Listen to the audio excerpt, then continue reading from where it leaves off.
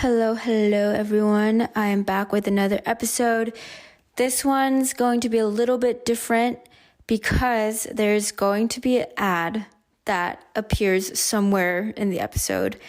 I am super excited to tell you guys that I'm kind of maybe possibly getting paid to be podcasting. It's not that much. I cannot survive whatsoever.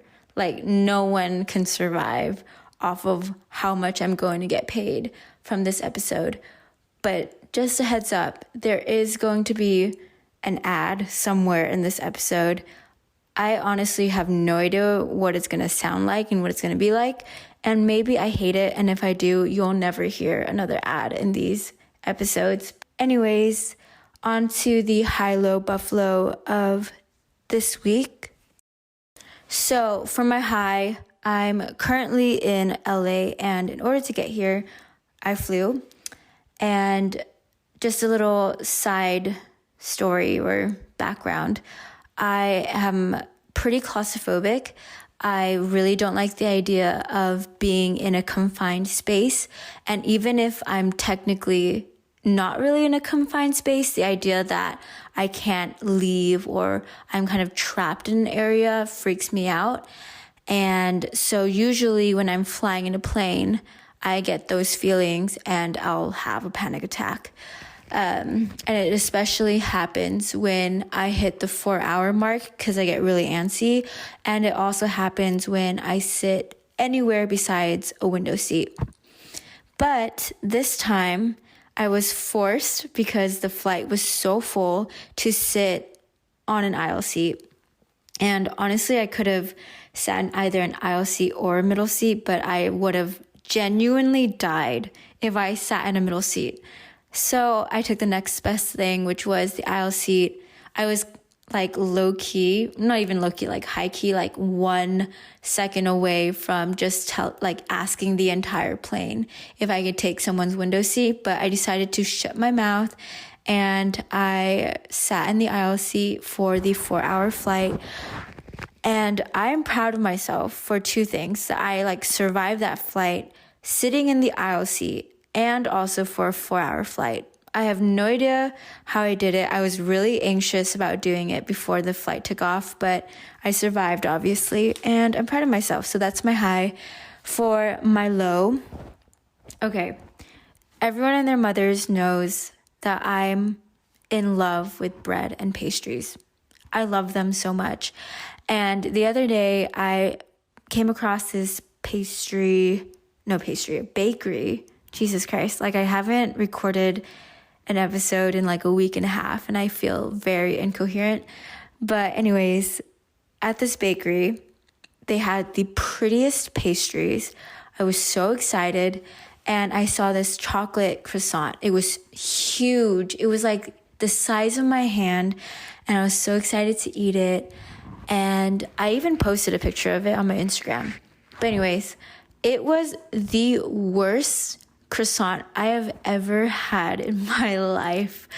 The texture of it, all throughout it, was so bad. So the outside was kind of like parchment paper, I want to say.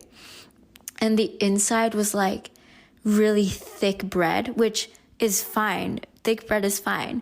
But thick bread, when it's a croissant, is not right. That's not how croissant's supposed to be. It's supposed to be very fluffy and soft on the inside. So I was like, what the heck is this? And again, it was a chocolate croissant. But I swear to God, the chocolate was literally this skinny ass little rectangle thing that was right in the center, and it was pretty hard. And that was it. That was the chocolate in the chocolate croissant. So I was so disappointed. And it was crazy because the reviews for the bakery was so good.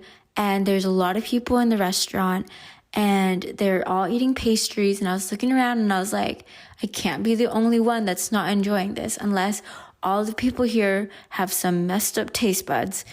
And also, even on top of that, on the day that I went to the airport, I went to another bakery and I got a pommier. I don't even know how to say it, but it's this like, it kind of looks like a flattened, like if you squished two cinnamon buns, but they're like flattened, and instead of cinnamon, it's like crusted with sugar. You can look it up. It's spelled Palmier, but I got one of those and it was huge. It was the size of two of my hands. I don't know why. I mean, I guess like the bigger it is, the more pastry I get, which is better. That was what I was thinking for both of these choices. But it looked really good also. And I was so excited because, you know, I was already disappointed by my chocolate croissant. But then this pommier was terrible also. So what another waste of money. And yeah, just 2 for 2 bad pastries, very low of all the lows I've ever mentioned. And finally, Buffalo. So since I've been home, I've been chatting with my family, and the weirdest topic has come up, and I've really never talked about this thing so casually with my family, just because everyone kind of beats around the bush and like is really awkward about it, which I mean, so am I. So I'm not even trying to judge or anything, but everyone has been bringing up about dating and how I should date and why I'm not dating. And it's weird because I'm only 22, and I thought this kind of conversation comes up when you're like 27, early 30s, but I guess it's coming now. And it's just been such a weird thing because I kind of just do my thing when it comes to this area, and no one usually tells me what to do unless I ask for advice. So now that it's like, you know, my parents and my family are trying to like tell me what to do with this area, it's like making me kind of rebellious. And yeah, another fun fact about me is that when people tell me to do something, I really just don't like the fact that someone's trying to tell me to do something and trying to make me do something. So I'll usually go the other way. So it's interesting that they're trying to, suggest things in this area. And that's making me a little bit nervous for how I'm going to react when it comes to this. But anyways, it's just been weird, and it's come up several times. So, yeah. Buffalo. All right, so on to the subject of this podcast, which is a little bit more serious, but I felt like is super important, and not a lot of people do content around therapy and finding a good therapist and like concrete advice for therapy. So I felt like talking about it because I am currently going to therapy. But anyways, just a heads up on how this podcast is structured. So the beginning is going to be a little bit more story-like-ish, just a little bit about my background and my experience with it. And then I'm going to go into why even bother with therapy, like what's the value in it and is it even worth it? And also how it helped me in general. And then finally, I'm going to give some advice or things I didn't expect, things I hope that you guys can learn from this episode about finding a therapist and just navigating that whole space, because it is a beast.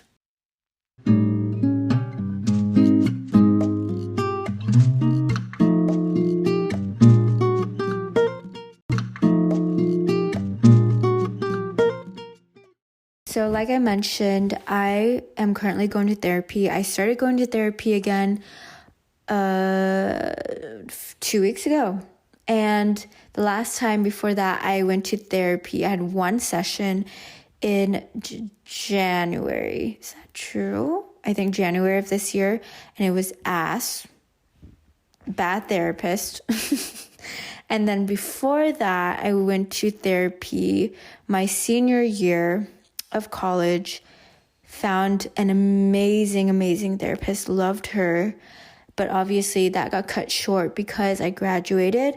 And before that, my first time ever experiencing therapy was traumatic within itself, which is ironic because I was going there to address my trauma and I came out with even more trauma. But in my sophomore year of college, I really got into a low position and I needed some help. And I sought out therapy and it backfired. I did not like that. So it freaked me out. And I was very against therapy for 2 years until I decided to try it again when I hit a really low in my senior year of college.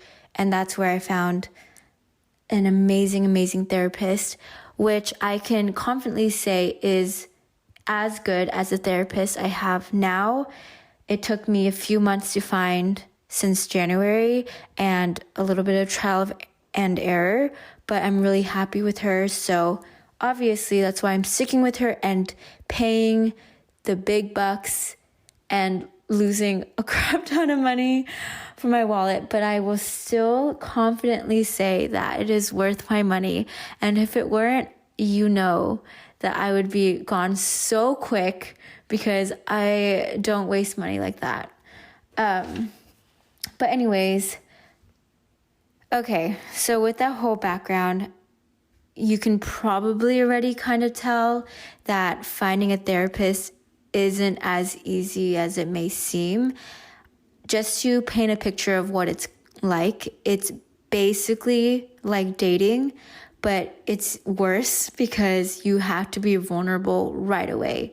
So with dating, at least you have surface level conversations and you get to test out the waters a little bit. But no, therapy, looking for a therapist is like dating around, but the first time you meet someone, you have to trauma dump on them. And you completely skip the honeymoon phase and you have to show them your raw parts. And it is exhausting to open yourself up like that and hope that the other person takes you in and gives you feedback in a very comforting and supportive way. And I think more often than not, you're going to experience finding a bad therapist and having to, tell that person you're not a good fit for me, and then moving on. It's pretty awkward, meeting them, telling them all your problems, and then telling them later in an email or maybe in the same phone call and being like, hey, I'm so sorry. I appreciate your time, but I think I'm going to go with another therapist. It's pretty awkward. Not sure how obvious that is to a lot of people, but that's something that I didn't expect coming in. Maybe it's because I was pretty naive to the idea of therapy, especially coming from an Asian background where I wasn't very aware of this. Another thing is that it's hella expensive.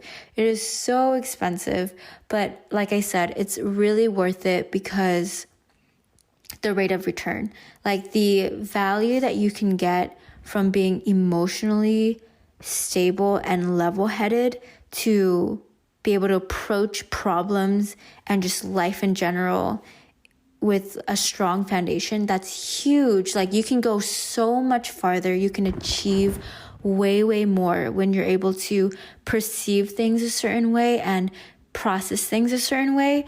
I feel like if you're very rocky and not stable and confident within yourself, and you have to go through a lot of external things, it can get pretty shitty out there. And sadly, life doesn't really look out for anybody, and a lot of things can come your way and can knock you down. And if you're not ready for that, I feel like it can be pretty damaging. So I think putting in that couple $100, whatever it is worth it. It's kind of weird because, yeah, it's a lot of money, but it's hard to put a dollar amount on emotions and something so intangible and just so like figurative. But I think at the end of the day, it's one of the most, the best things you can spend your money on for yourself. If you truly love yourself, I think that's like one of the best like self-care purchases you can ever make, better than a face mask or a spa day, whatever it is. Okay. So, and also just a little heads up, just in case you're wondering, in college, I never paid a cent for my therapy. And then for the session I had in January, I paid $70. Is that true? $70. And for the therapist that I have right now, I asked for a cheaper price because she had a sliding scale, and I'll explain that in a second, but I asked for a cheaper price, I got approved for it, and I pay $150 for 45 minutes, and I see her every week, so it does add up. I pay $600 a month to see a therapist. Okay, anyways, how does it help? Obviously, it's helping because I'm still here and I'm still looking. I was still looking for a therapist after I graduated college, and I didn't have to pay a cent. And now I'm willing to pay a cent for that service. Okay. First off, having a therapist is really nice because you have somebody who will fully listen to you. And yeah, technically it's kind of weird because you're paying to have someone listen to you. On top of that, the way that they respond is probably the most important thing. I think therapists, they go to school for learning how to react to people's emotions and just different situations, body-wise, verbally, in so many ways, right? So they're super conscious of how they're coming off whenever they're hearing your stories, whenever they're hearing you trauma dump. They're very aware of how they're reacting. Humans are pretty observant, I would say. And because of that, we're really good at picking up little things. And so when you are telling your stories to other people, you will pick up very easily in their small gestures and in very small verbal cues, even how they feel about it and whether or not you're being judged and whether or not it's a safe space for you to share these things. If you tell your story and are very vulnerable to other people, but they do not handle it the best way, it can be very triggering. It can be damaging to you because you can get some advice and reactions to your story that make you, put you in a worse situation, can make you very insecure, and can make you feel like there's something wrong with you, when in reality, there's nothing wrong with you. There's like something wrong with that person. And so it's really important with a therapist that you can get the reaction that is unbiased, neutral to your situation so that your trauma doesn't get even more traumatic. Also, I feel like it's really nice to have somebody else to keep me accountable because sometimes I'm just not enough to hold myself accountable to a lot of pressures. And sometimes I am my worst enemy. So it's weird when I'm trying to discipline myself, but I'm also the same person that's causing problems for myself. And it's like this really weird scenario in my head and experience. And so when I have a therapist, it allows me to kind of be like, no, like there's somebody else holding me accountable.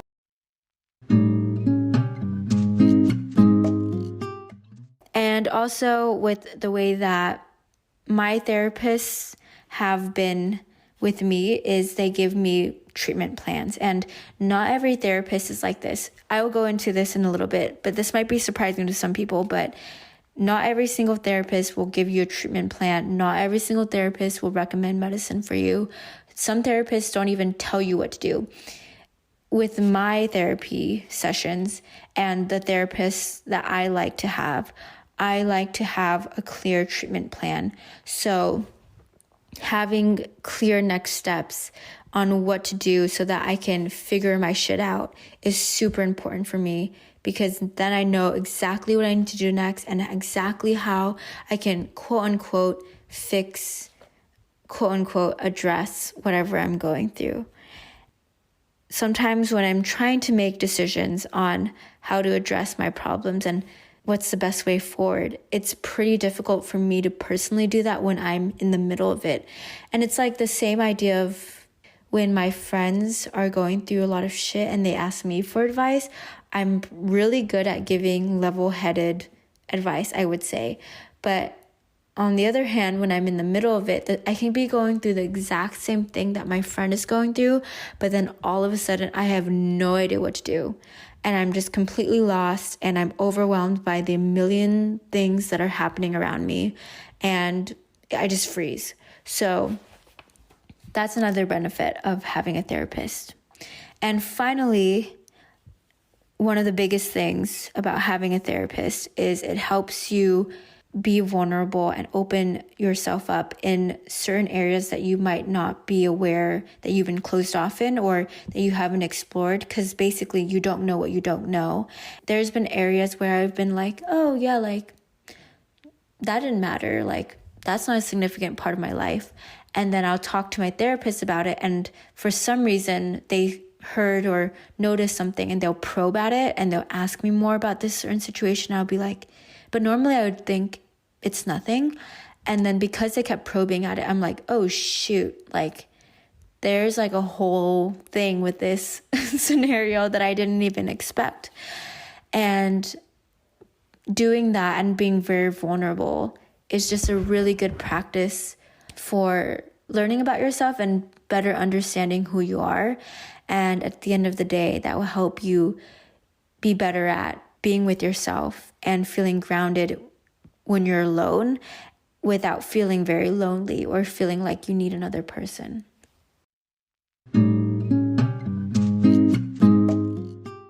So now on to a list of 5 things that I wish I had known / that I learned after going through this entire process. Just general advice to find the right therapist. And let me just preface this and say, if you're somebody who has like some weird thing against therapy or is really judgmental about therapy, just cut that shit. Like, like no one's hurting you by getting a therapist. Like if your friend gets a therapist, that will not affect you. So just let people do what they need to do and leave them alone. And if you have a friend that's like that, you can tell them that. You can send them this part of the episode. I fully stand by that. Honestly, to have a therapist and to be a better person because of it, everyone else benefits at the end of the day. I'm rambling. Okay, here's a list of things. First off, I didn't realize this, but it actually takes a lot of time to find a therapist. So be gentle with yourself. Take your time. Take breaks in between. I mean, I looked for a therapist in December, January, gave up afterwards because I was like, I'm exhausted and a little bit traumatized from that experience. And then I tried again in April, May, and luckily found a good therapist this time. So I needed that 3-4 month break before I can find somebody else. And that is completely fine. So just realize it might take way longer than you expect. And it's a ton of work. So if you're a little bit or a lot of bit overwhelmed, that is very normal. Next is This is so cringy, but vibes, the vibes of the therapist is really important. If the therapists themselves seem insecure, not confident, judgmental, not somebody that you would look up to / not somebody that you feel like has their shit together, they're not the person to go for. Just because this might rub off on you. So if they're not confident and like very sure and grounded in themselves, and you can already tell from the first few times that you meet them, you can bet that they're not going to be very helpful for you. And that could lead you to feeling very invalidated. It can lead you to not want to trauma dump on somebody and be very closed off at the end of the experience. So the moment that you feel uncomfortable and you notice these things, I would nip it in the butt and just cut it off right away, because you're going to do more damage by sticking with this therapist.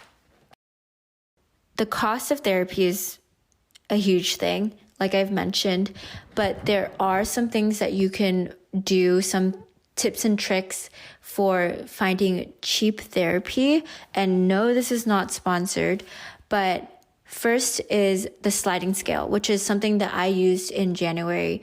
And some therapists will offer this, so you can ask and maybe they will have this. But a sliding scale is basically a range of pricing for their service. So some therapists will say, $200 to $250. And if you are on the lower income side, they might ask you for paperwork, but usually they don't. They just probably ask you for your income. And if your income hits a certain threshold, then you can get the lower price. And at the end of the day, it will add up. So I have a sliding scale right now. This therapist, I think her fees are $250 before, but I pay $150 per 45 minutes. Okay. And then there's something called a super bill. And just so you know, a super bill may or may not work. It just depends on the insurance that you have. But basically, it's an itemized receipt from your therapist. And you submit this with a reimbursement claim to your insurance company, and they will just reimburse the therapy session, even though the therapist is outside your network. So you just need to do some research on whether or not your insurance will accept reimbursement claims for therapy, but some insurances do. So I'm just going to put this out there. And also, side note, but good to know, is after the 2008 Mental Health Parity and Addiction Act, which came out, your insurance is legally, by law, is required to cover mental and physical health equally. So if you do have physical health insurance, you better bet your insurance is giving you mental health insurance coverage. It might not be the best, but legally they have to. So you should make sure that you're taking advantage of that. Okay, the other way of getting cheaper therapy is going through nonprofits. So I'm going to shout out two of them. And one is Open Path and the other is Inclusive Therapist.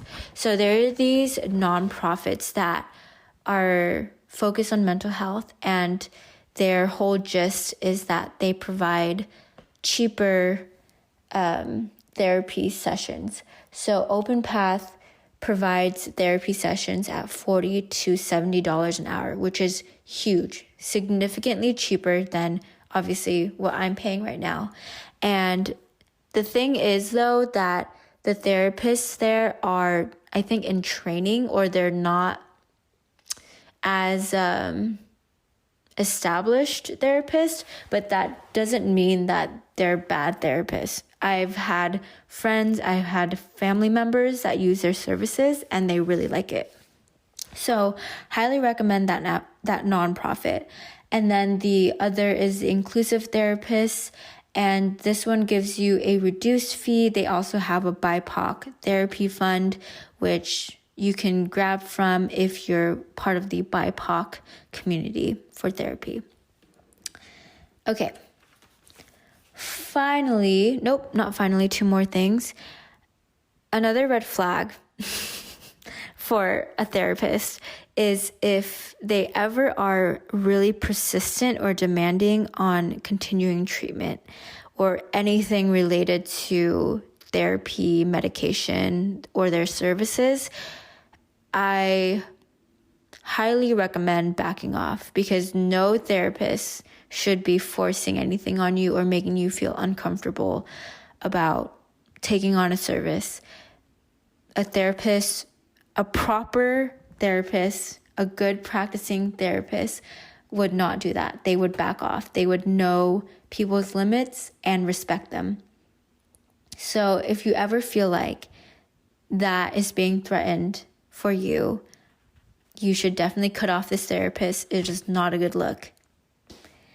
Okay, finally, something that I didn't realize was that there are different styles of therapy. And I believe the therapists out there should put the styles of therapy that they're known for on their website, whatever it is. If you don't know what it is, I would highly recommend asking them about it, because so basically when you first find a therapist, you have this intake session. So it is, well, actually even before that, you have a phone call. Usually it's like the free consultation. It's to make sure that you're a good fit for them and that they can provide what you need. So it's like a 15-minute phone call. Usually it's free. And you kind of tell them a little bit about what you're looking for and your background. And then they do the same thing, and they should tell you about the style of therapy that they're focused on. And if they don't, you should ask in that call. So there's different styles, and I'll just give you an example of some of them. But the type that I really like, which I mentioned earlier, uses, very clear action plans, is CBT, which is cognitive behavioral therapy.